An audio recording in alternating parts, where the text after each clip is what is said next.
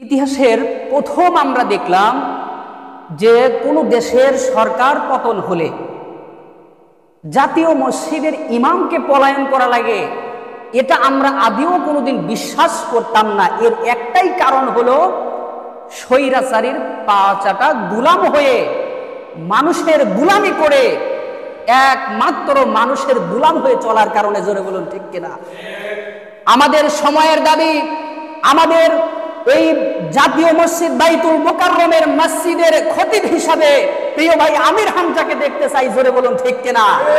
অথবা আমরা যেই দিনের জন্য, ইসলামের জন্য নির্যাতন সয়েছি, জুলুম স্বীকার করেছি, প্রিয় ভাই মিজানুর রহমান আজহারীকে দেশ ত্যাগ করতে হয়েছে, আজকে এখন ইসলামের বিজয় কালেমার পতাকা উড্ডীন হয়েছে, আজকে আমরা জাতীয় মসজিদের খতিব হিসাবে মিজানুর রহমান আজহারীকে আমরা দেখতে চাই দেশে ফিরায় আনার পরে জাতীয় মসজিদের খতিব হিসাবে আমরা দেখতে চাই। জোরে বলুন ঠিক কিনা? আমার ভাইরা, স্বৈরাচারীর পতনের সঙ্গে সঙ্গে আজকে দেখেন বিভিন্ন জায়গায় ইমামদের, আজকে খতিবদের লাঞ্ছিত হওয়া লাগছে। একটাই কারণ, সেটা হলো স্বৈরাচারীকে অনুসরণ করা, স্বৈরাচারকে সাপোর্ট করা। যারা স্বৈরাচারীকে, যারা জালেমদেরকে সাপোর্ট করে, তারা এই পৃথিবীতেও শান্তিতে থাকে না, কিয়ামতের ময়দানেও শান্তিতে থাকবে না। জোরে বলুন ঠিক কিনা? আল্লাহর নবী লূত আলাইহিস সালাম, নূহ আলাইহিস সালাম, দুইজন ছিলেন আল্লাহর পয়গম্বর, বিশ্ব নবী। তারা ছিল, কিন্তু দ্বীনের দাওয়াত নিজের স্ত্রী পর্যন্ত গ্রহণ করে নাই, নিজের স্ত্রী পর্যন্ত ইসলাম দাওয়াত গ্রহণ করে নাই। তারা কি করেছে? স্বামীর অবাধ্য হয়েছে, অবাধ্য ছিল, অবাধ্য স্ত্রী ছিল। আজকে সেই কারণেই কিন্তু তার জাহান্নামে যাওয়া লাগছে। আমার ভাইয়েরা, আজকে দেখেন বাইতুল মোকাররমের খতিব তিনি পলায়ন করছে। আপনারা নিউজের মাধ্যমে দেখছেন যে সেখানে পরবর্তীতে 2-3 জুমা পরে সেখানে লোকজন নিয়ে মারামারি, হট্টগোল। এটা কিন্তু পৃথিবীর ইতিহাসে আমরা কোনোদিন দেখি নাই যে মসজিদের মধ্যে, আল্লাহর ঘরের মধ্যে মারামারি হবে, এটা আমরা বিশ্বাস করি নাই। আসলে যখন খারাপকে যখন অনুসরণ করা হয়, খারাপকে যখন সাপোর্ট করা হয়, একটা কথা মনে রাখবেন, নূহ আলাইহিস সালাম, এরপরে লূত আলাইহিস সালামের স্ত্রী যেভাবে জাহান্নামী হয়েছে, আপনিও যদি খারাপকে সাপোর্ট করেন, আপনি খারাপকে যদি ভালোবাসেন, হাসরের ময়দানে আপনাকে তার সঙ্গে উঠানো হবে আর তার সাথে আপনাকে জাহান্নামে যেতে হবে। জোরে বলুন ঠিক কিনা?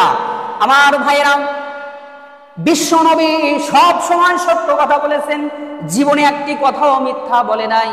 আমরা উম্মত হয়েও মিথ্যা কথা বলতে চাই না, সর্বদা সত্য কথাগুলো আমরা বলবো।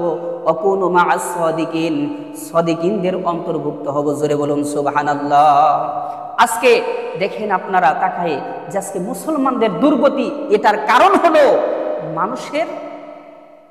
মানুষের পা ধরে ধরে, মানুষের পাঁচটা গোলাম হয়ে চললে এরকম অবস্থাই হবে। আমার ভাইরা, আজকে জাতীয় মসজিদ বাইতুল মোকাররমের দিকে আপনি তাকায় দেখেন, সেখানে শাহবাগের চত্বরে ফরিদ উদ্দিন মাসুদ তিনি বলছে যে কত আলেমের ফাঁসি চাইছে, আল্লামা দেলাওয়ার হোসেন সাইদির বিরুদ্ধে, এরপরে আমির হামজা, আব্দুল্লাহ আলামিন, তাদের বিরুদ্ধে মামলায় তিনি অ্যাক্টিভ। আজকে তিনি পলায়ন। দেখেন আজকে আলেমে দ্বন্দ্ব, আলেমদেরকে এক হতে হবে। চরমোনাই পীর সাহেব অত্যন্ত ভালো মানুষ, কিন্তু তিনিও কি বলছে দেখেন, বলছে যে ফরিদ উদ্দিন মাসুদ আমার তাওই, আমার ভালো আত্মীয়, তিনি উস্তাদ, তিনি ভালো মানুষ। কিন্তু আসলে আদেও আমরা দেখতেছি যে খারাপকে আজকে যেইভাবে খারাপকে মানার কারণে, খারাপকে কেউ যদি ভালো বলে তাহলে তার সঙ্গে কেউ কিন্তু আপোষ করতে চায় না। এজন্য রাসূল সাল্লাল্লাহু আলাইহি ওয়াসাল্লাম সত্য এবং মিথ্যার পার্থক্য করেছেন। আমরা আলেম ওলামা সত্য এবং মিথ্যার পার্থক্য করে সামনের জিন্দেগি আমরা যেন গঠন করতে পারি। আর এখান থেকে আমরা জানিয়ে দিতে চাই, এই বাংলার জমিন জামাত ইসলামের বাংলার জমিন, সামনের জমিন হলো কোরআনের জন্য। শাসন আসবে, শাসন তো আসবে, এটা আমরা বিশ্বাস করি। এই বিশ্বাসের সাথে একমত কারা কারা? 2 হাত তুলে আল্লাহকে দেখায় দেন, লিল্লাহি তাকবীর। আল কোরআনের আলো, দুনিয়ার মুসলিম। এক হওয়ার দরকার আছে না নাই? আজকে আমরা বিভিন্ন দলে দলে, আমরা বিভিন্ন ভাগে ভাগে আমরা থাকার কারণে আল্লাহ বললেন ওয়ালা তাফাররাকু, তোমরা বিচ্ছিন্ন হয়ো না। আজকে আমরা বিচ্ছিন্ন হওয়ার কারণে কিন্তু আমরা আজকে বিভিন্ন জায়গায় মার খাচ্ছি। আমরা আর মার খেতে চাই না। আমরা একত্রিত ভাবে, কিসের চরমনাই, কিসের জামাত ইসলাম, কোরআন দিয়ে রাষ্ট্র চলবে, কোরআন দিয়ে সংসার চলবে। জোরে বলেন সুবহানাল্লাহ। আমার ভাইরা, আজকে দেখেন সংসদে যদি কোরআন থাকতো তাহলে ওই নর্তকী দিয়ে মমতাজ, এরপরে আপনার ব্যাটিং যারা মাঠে ক্রিকেটার, তারা ওইখানে কিন্তু জায়গা পাইতো না।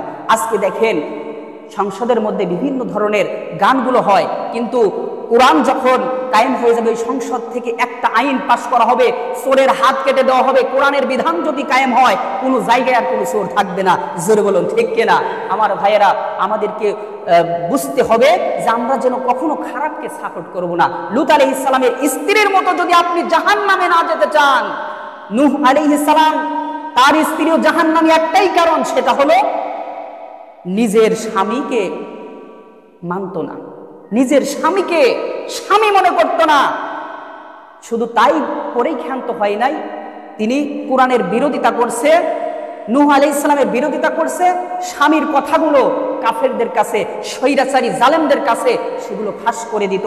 আজও এই জমিনের মধ্যে আছে, দেখেন আলেম লেবাসে, টুপি আছে, দাড়ি আছে, সব কিছুই আছে, অথচ দেখা যাচ্ছে যে আবার গোপনে যায় ফাঁস করছে। এরকম মুনাফিক মার্কা আলেম আছে না নাই? আমাদেরকে সাবধান হতে হবে, আমাদেরকে সতর্ক হতে হবে, যেন আমরা এক প্ল্যাটফর্মে আসতে পারি। উদাত্ত আহ্বান থাকবে সব আলেম যেন আমরা একত্রিত হয়ে কাজ করতে